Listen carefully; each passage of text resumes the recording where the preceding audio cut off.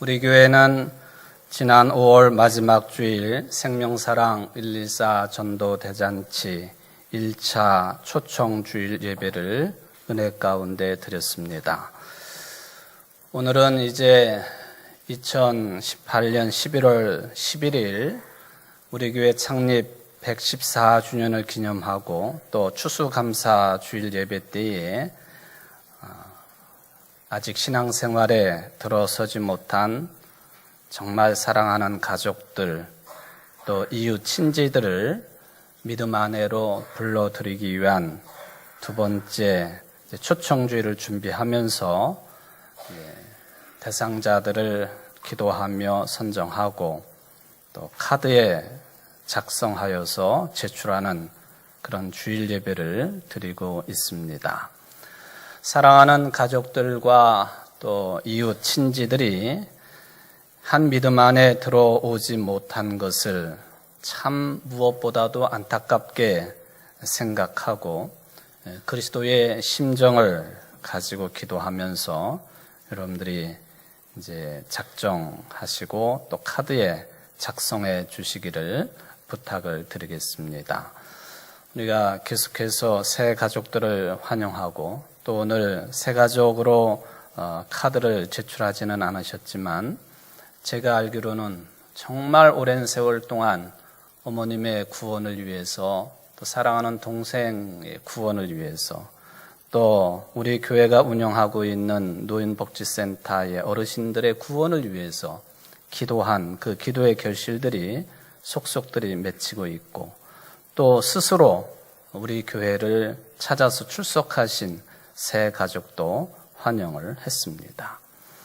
또 오랜 시간 동안 교회 출석을 하지 못했던 반가운 얼굴들도 만나 뵙게 되니 다 이게 주의 은혜요 하나님 앞에 감사할 따름입니다.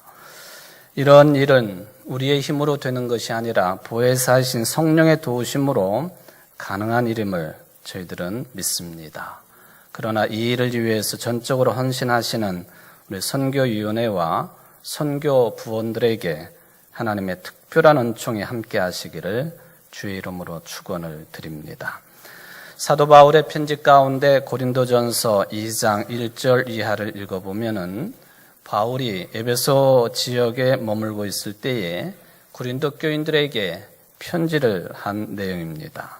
세 번역으로 읽어드립니다. 형제자매 여러분, 내가 여러분에게로 가서 하나님의 비밀을 전할 때에 훌륭한 말이나 지혜로 하지 않았습니다. 나는 여러분 가운데에서 예수 그리스도 그 십자가에 달리신 그분 밖에는 아무것도 알지 않기로 작정하였습니다. 나의 말과 나의 설교는 지혜에서 나온 그럴듯한 말로 한 것이 아니라 성령의 능력이 나타낸 증거로 한 것입니다. 그것은 여러분의 믿음이 사람의 지혜의 바탕을 두지 않고 하나님의 능력의 바탕을 두게 하려는 것이었습니다. 고린도전서 2장 1, 2절, 4, 5절 말씀입니다. 여기 보면은 사도 바울이 가장 핵심적으로 하신 말씀이 내가 고린도 교인 당신들에게 전한 말씀은 사람의 지혜나 훌륭한 말을 전하는 것이 아니라 예수 그리스도 그 십자가에 달리신 그분밖에는 아무것도 알지 않기로 작정한 상태에서 그 캐리그마, 그 복음만 전했다 하는 그런 말씀이 되겠습니다. 바울이 참 훌륭한 인격과 또 지식과 지혜와 삶의 경험과 또 사회적인 또한 배경을 가지고 있는 사람임에도 불구하고 이렇게 말 안 되는 이유가 있었습니다. 사실 바울이 고린도 지역에 와서 복음을 전하기 전에 바로 직전에는 그리스의 수도인 아테네에서 복음을 전했습니다. 아테네는 당대 철학과 세상의 모든 지혜가 모여있는 도시였습니다. 바울 자신도 당시에 가말리엘 선생, 문화생이었기 때문에 당대 세계를 주름잡고 있는 철학에 대해서, 학문에 대해서 모든 것을 다 배웠던 인물입니다. 거기에다가 유대인으로 또 바리새인 중에 바리새인으로 유대인의 율법에게도 정통한 전문가였습니다. 그래서 자기는 이 철학의 도시, 세상 지혜의 도시인 아테네에 가면은 자신의 철학과 세상의 지혜를 다 동원해가지고 그걸 근거로 복음을 전하리라고 판단을 했습니다. 지금도 아테네에 가면은 바울이 복음을 전한 것으로 이제 성경 사도행전 17장 19절에 나오고 있는 그 아테네의 유명한 그 높은 지대에 있는 파르테논 신전이 있습니다만은 파르테논 신전의 저 아래로 내려다 보이는 아레오바고라고 하는 곳이 있습니다. 아레오법정이라고 불리는 곳입니다만은 바로 그 바위 언덕인 아레오바고, 아레오법정이 있는데 그 바위 거의 밑부분에 가보면은 바울의 설교가 아주 중요한 내용이 거기에 수록되어 있는 것을 볼 수가 있습니다. 그 내용이 사도행전 17장 22절로 31절까지 내용이었습니다. 그런데 바울이 아테네에서의 복음 전도는 큰 열매를 거두지를 못했습니다. 물론 믿는 사람이 전혀 안 생긴 것은 아니었습니다만은 큰 도시였기 때문에 복음의 열매도 크게 맺혀질 것이라고 기대한 것에 비해서는 실패작이었습니다. 그런 상태로 고린도 지역, 아가야 지방의 수도인 고린도 지역에 내려와서 있게 되었는데 아테네에서의 그 체험이 너무 참혹한 것이었기 때문에 복음 전하는 일에 자신은 무능한 자인가 보다 하는 판단을 하게 되었습니다. 내가 다시 복음 전하는 일을 할 수 있을까? 그런 생각 때문에 성경 고린도전서 2장 1절 이하에 보면은 자기가 얼마나 약한 상태였고 두려운 상태였고 그리고 떨었던 상태였는가 하는 것에 대해서 솔직하게 기록을 남겨 놓았습니다. 그가 이런 체험을 하고 결단하기를 신앙 고백입니다만은 예수 그리스도 그 십자가에 달리신 그분밖에는 아무것도 내가 알지 않겠다. 사실은 이것이 바울의 깨달음이기도 합니다만은 오늘날도 가장 핵심적으로 전해져야 되는 캐리그마 복음의 핵심이고 전부입니다. 그래서 이 깨달음은, 이 고백은 지금도 유지가 돼야 됩니다.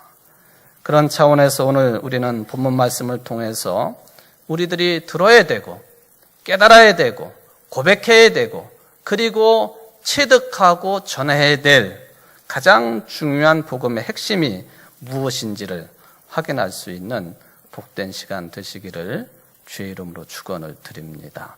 오늘 본문 말씀은 누가복음 24장 36절로 중간에 끊어지는 듯한 느낌을 주는 48절까지의 말씀입니다.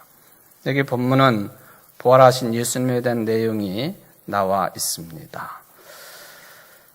우리는 이 말씀을 통해서 우리가 생각하고 있는 생명이라고 하는 것이 무엇인지를 다시 확인을 해볼 필요가 있겠습니다. 생명이 무엇일까요?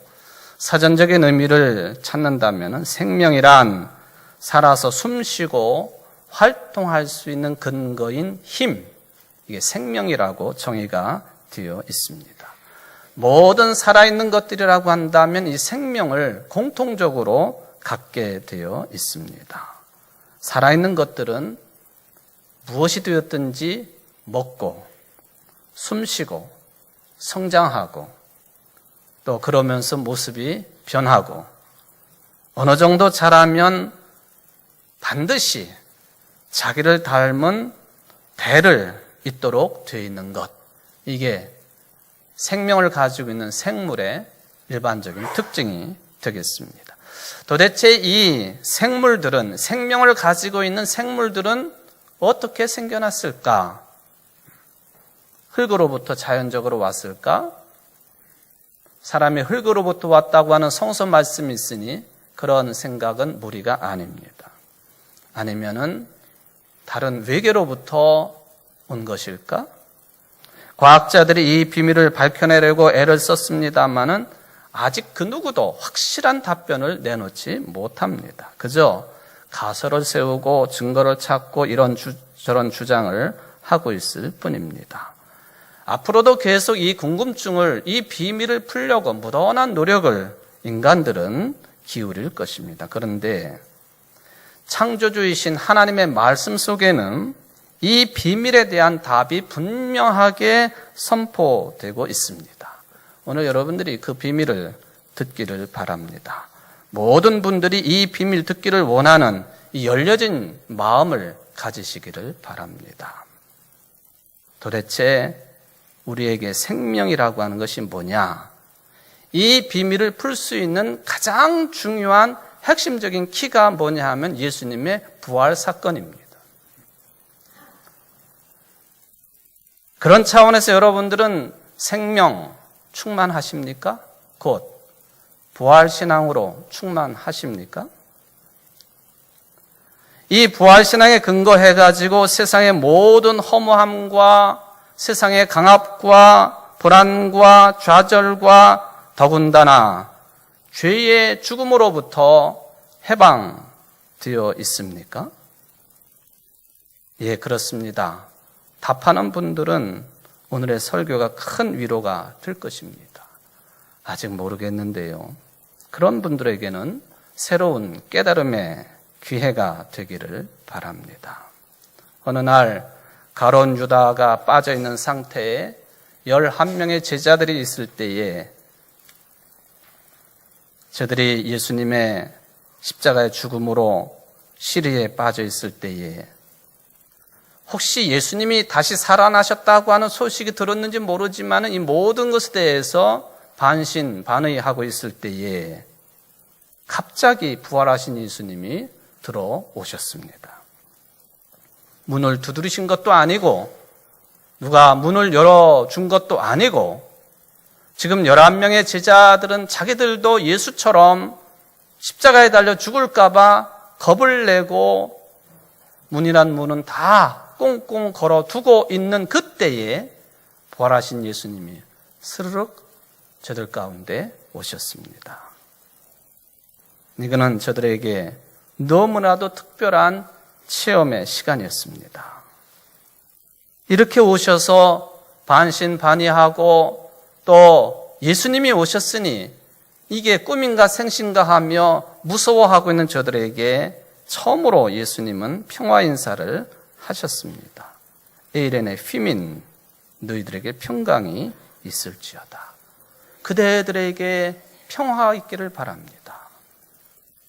우리들이 교회 소식을 나누기 전에 평화 인사를 나누지 않습니까? 예수님이 하신 말씀이에요. 여러분들에게 평화가 있기를 바랍니다.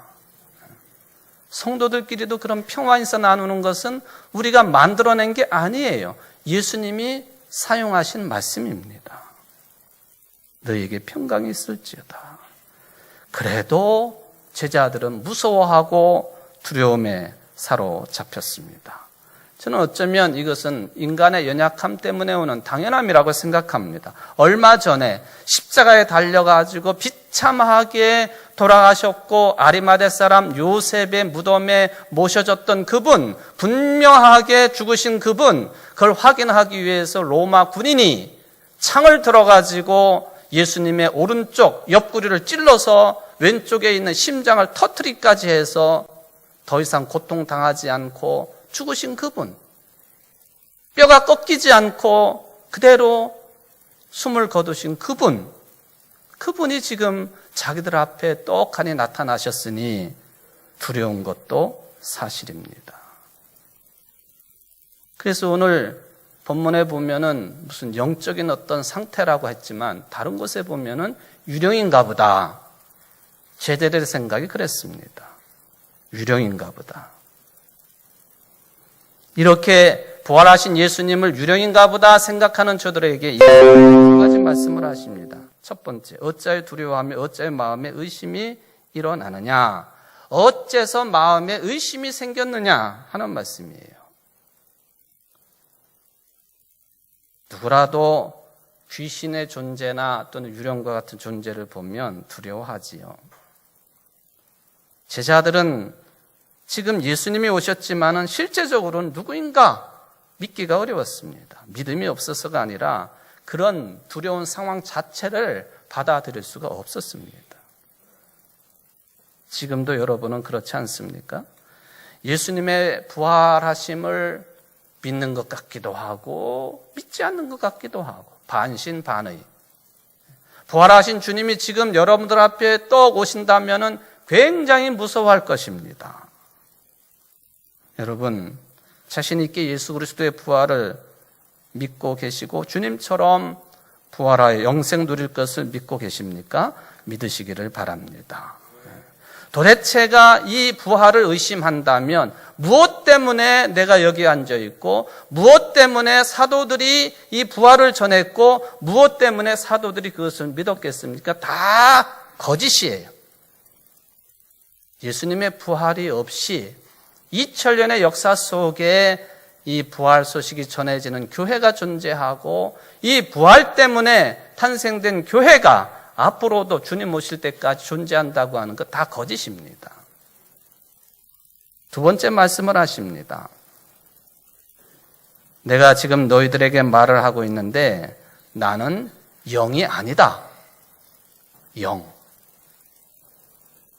너희들에게 말하고 있는 나는 지난 3년 동안 공생애 동안에 함께 생활을 했던 같이 웃고 같이 울고 같이 밥 먹고 같이 잠자고 복음을 전하고 귀신을 쫓아내고 병든 사람들을 고치고 오병이어의 체험을 같이 나누었던 바로 그 역사적인 예수, 내가 바로 그다. 두 번째 말씀입니다. 그것을 잘 드러내준 말씀이 39절이에요. 내 손과 발을 보고 나인 줄 알라. 또 나를 만져보라. 영은 살과 뼈가 없으되 너희 보는 바와 같이 나는 있느니라. 영적인 존재는 살과 뼈가 없지만 너희들이 직접 보는 것처럼 나는 살과 뼈가 있지 않느냐. 예수님의 손과 발 옆구리에는 십자가 처형 당시에 생긴 깊은 상처가 있습니다. 이것을 우리는 스티그마, 예수님의 흔적, 그렇게 부르지요. 스티그마, 상처, 흔적, 귀신의 영적인 존재라고 불리우는 그런 존재들에게는 이런 흔적이 있을 리가 없습니다. 그래서 예수님이 저들에게 내 몸을 만져보라고 하십니다. 그런데 부활 사건과 관련돼 가지고 기록된 다른 복음서들을 보면은 이 누가복음의 기록처럼 살과 뼈를 가지고 있는 내 몸을 만져보라고 하시는 요청은 아주 특별한 요청이에요. 왜냐하면 다른 기록에는 다른 식으로 기록되어 있기 때문에 그렇습니다. 마태복음은 조금 다르게 묘사하고 있습니다만, 왜냐하면 부활하신 예수님을 여러 여인들이 예수님의 발을 잡고 절을 했다. 그렇게 되어 있기 때문에 좀 다른 표현입니다. 그런데 네 번째 복음서인 요한복음을 읽어보면 아주 다릅니다. 저는 오늘 누가복음 본문과 요한복음 같은 상황의 복음의 기록을 비교해 보면서 오늘과 같은 제목이 탄생이 되었습니다. 아직 손을 대지 말라. 그러나 이제는 만져봐라. 요한복음 20장 1절 이하를 읽어보면 안식구 첫날 일찍이 아직 어두울 때에 평소에 행실이 나빠가지고 사람들에게 손가락질을 당했던 한 여성 막달라 마리아가 예수님을 만나고 새 삶을 얻게 되었습니다. 그러니 예수님을 따르는 것을 전적으로 했던 여성이에요. 예수님이 죽으셨어요.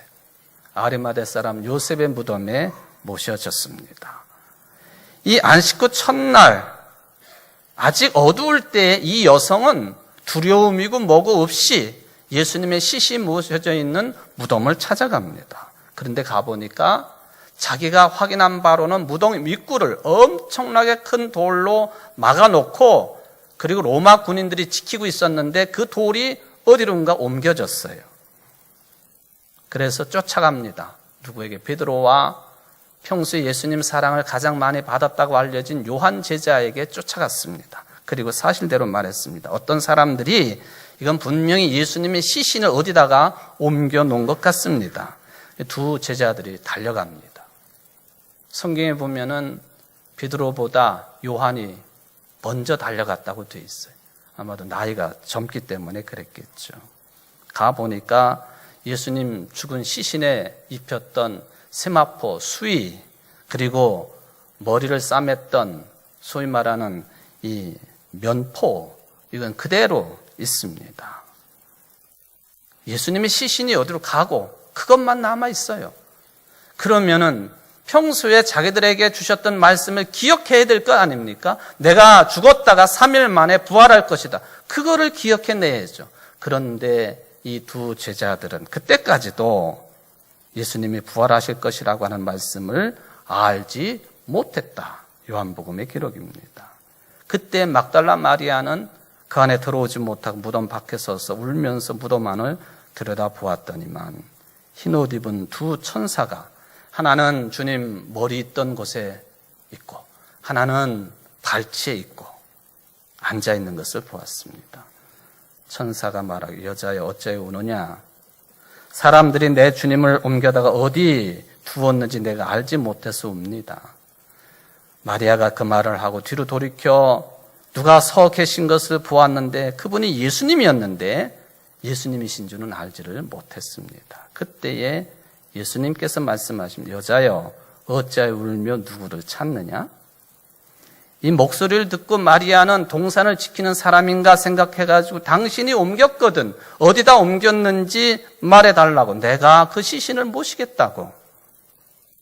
그러자 아주 감격스러운 장면이 이어집니다. 저는 이 성경 말씀 부분을 읽을 때마다 항상 속으로부터 눈물이 나요. 지금도 그래요. 예수님께서 마리아야 그렇게 부르십니다. 마리아야. 그랬더니 마리아가 돌이켜 히브리 말로 라옴니, 이 말은 선생님이란 말이에요. 마리아가 선생님 그렇게 부릅니다. 그때 예수님이 뭐라고 마리아에게 하셨느냐 하면은 나를 만지지 말라. 내가 아직 아버지께로 올라가지 않았다. 너는 내 형제들이 가서 내가 내 아버지 곧 너희 아버지 내 하나님 곧 너희 하나님께로 올라간다고 해라. 마리아가 그제서야 제자들에게 가가지고는 내가 주님을 보았습니다. 그 부활하신 주님께서 나에게 이렇게 말씀하셨습니다 하고 전했다.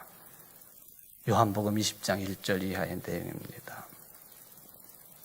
여기 보면은 분명히 부활하신 예수님께서 처음으로 만난 사람이 막달라 마리아였는데 마리아가 분명히 부활하신 예수님을 확인하고 손으로 예수님을 만지려고 했던 것 같대. 그랬더니 예수님이 나를 만지지 말라.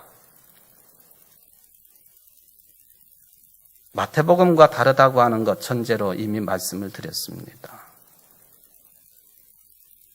내가 아버지께로 올라가지 않았기 때문에 만지지 말라. 사람들은 흔히 죽은 사람, 죽은 분이기 때문에 안 만집니다. 또 여기 사흘이나 되었으니 이미 더운 지방, 그 몸이 썩기 시작을 해서 냄새가 나기 시작을 합니다. 유대인들은 율법에 충실한 사람들이라 정결의식에 민감한 유대인들, 나실인들은 더욱 그렇습니다만은 죽은 시신은 만져서는 안 돼. 더러운 일입니다. 그렇기 때문에 예수님께서 마리아에게 만지지 말라고 하신 건가? 그렇게 해석하는 사람들도 있어요. 한번 그림을 한번 보실까요? 이것도 역시 프레스코아입니다만 한 1100년 전쯤 그려진 그림이에요. 나사로가 여러분들 보시기에 오른쪽 붕대를 치고 나사로예요. 그리고 한가운데 계신 분이 예수님이시고, 그런데 그 나사로 옆에 주황색 옷을 입고 서 있는 사람이 있지 않습니까? 확대해 보실까요? 뭘 하고 있나요 지금? 코를 틀어막고 있어요. 왜? 냄새 나니까. 죽었으니 냄새가 나지요. 더운 나라입니다. 재밌다고 표현하기는 그렇습니다만 당시에 문맹률이 높은 시대에 이런 그림을 통해서 사람들에게 예수님의 부활 이전에 나사로의 소생을 통해서 예수님의 부활을 이미 예고하셨음을 이렇게 드러냈습니다. 이 나사로가 소생을 했지요. 구브로 섬으로 가가지고 복음을 전하다가 역시 때가 되어 죽습니다. 그래서 관에 모셔졌고 그리고 무덤에 안치가 됩니다. 이 예수님의 친구인 나사로가 죽어서 관에 모셔지고 또 무덤에 안치가 되고 그리고 나서 나중에 그걸 발굴을 해보니까 이곳이 나사로의 무덤이구나 하는 것이 발견되었다고 제가 지난번에 말씀을 드렸죠. 사진을 좀 바꿔보세요. 이게 지금 나사로의 관입니다. 이걸 어떻게 나사로의 관으로 확인을 했는가? 옆면을 보니까 옆면에 예수 그리스도의 친구 나사로 그렇게 쓰여져 있습니다.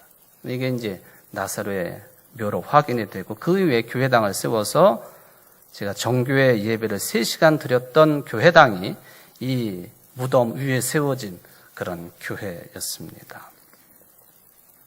어쨌든 내 몸을 만지지 말라. 예수님께서 마리아에게 그렇게 말씀하셨죠.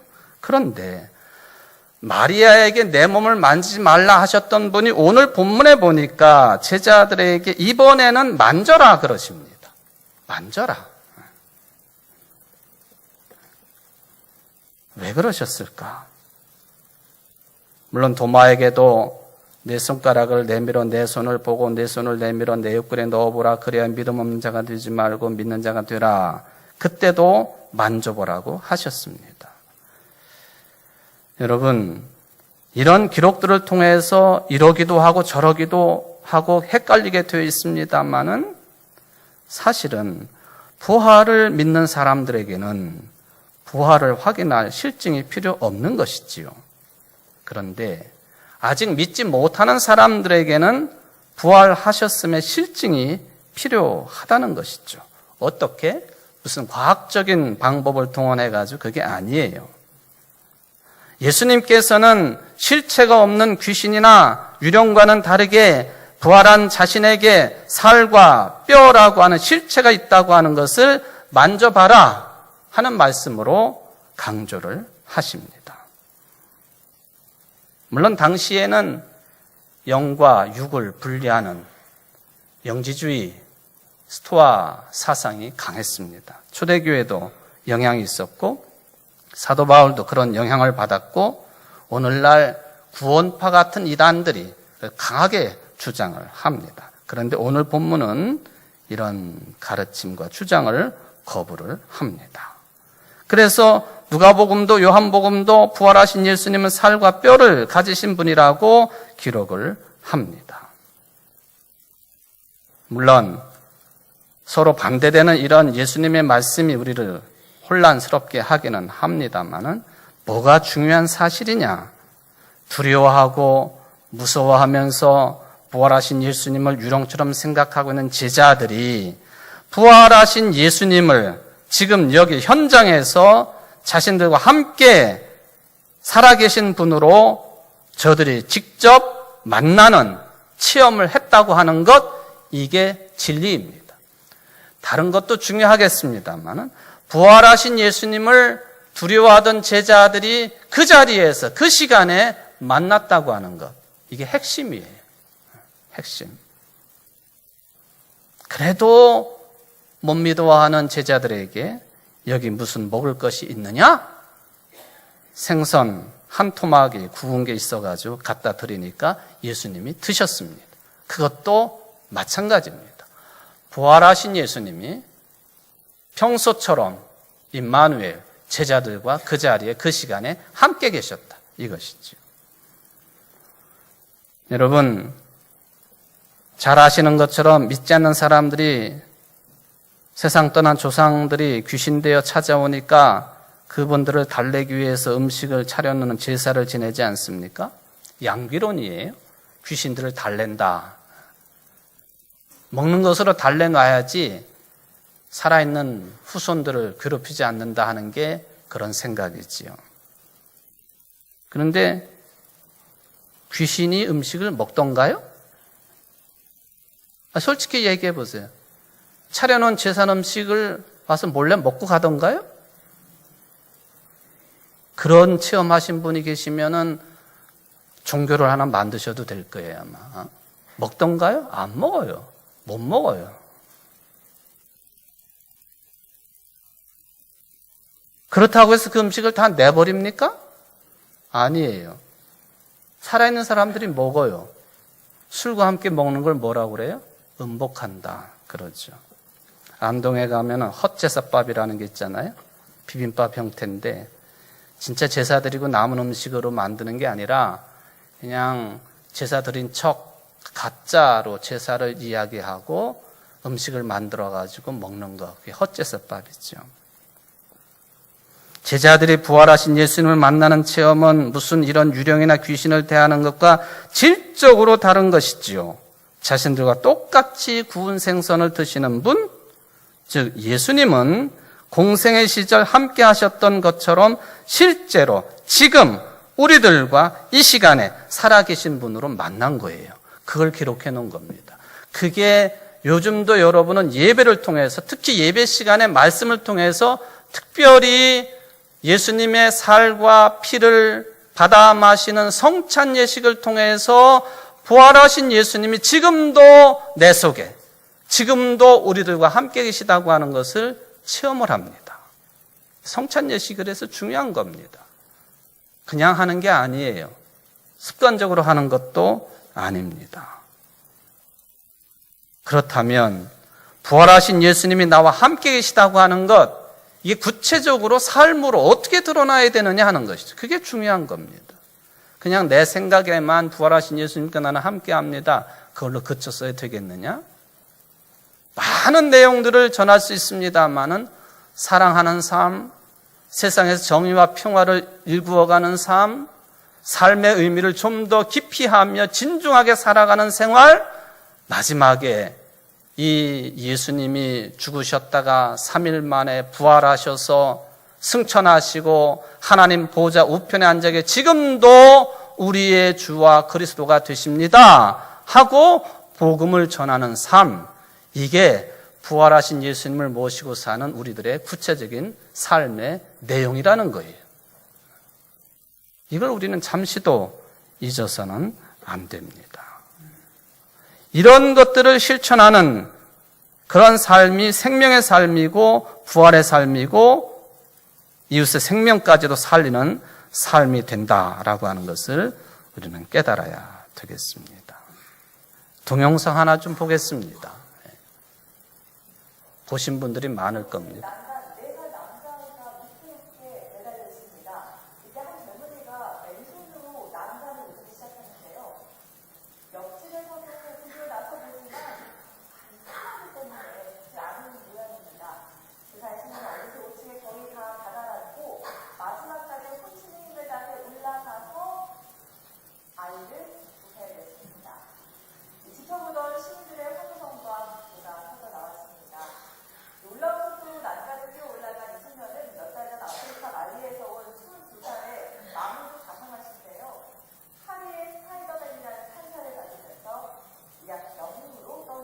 네, 보신 분 많으시죠?